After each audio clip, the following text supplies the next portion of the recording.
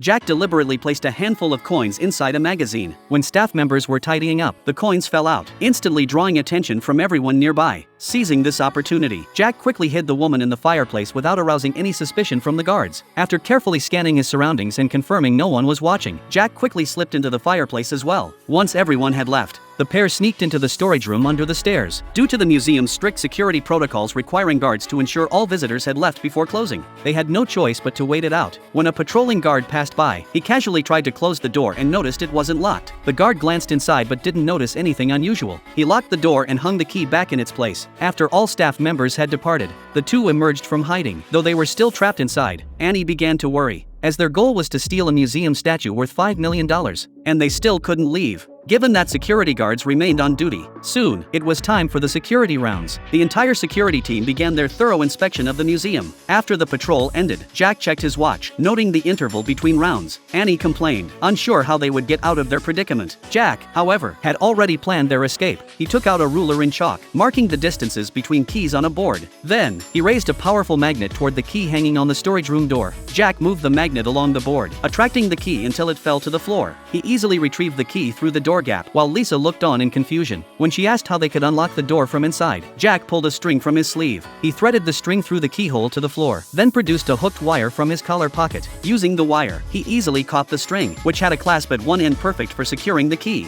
Jack tossed the key outside, then pulled the string. Guided by the string, the key slid perfectly into the keyhole. Then, Jack took out pliers, gave them a gentle twist, and the door opened. He immediately placed a piece of tape on the lock to prevent getting locked inside again. They then went to the lockers to retrieve their stored clothes. Jack had Lisa change into a cleaner's uniform. However, despite all Jack's preparations, Lisa still couldn't figure out how he planned to steal the statue, as it was surrounded by infrared beams, which would trigger an alarm if anything came near. But at that moment, Jack pulled a boomerang from his sleeve. Lisa was speechless at this, but Jack quietly made his way to the hall and threw the boomerang toward the top of the statue. In the next instant, the alarm went off. Stay tuned for what happens next.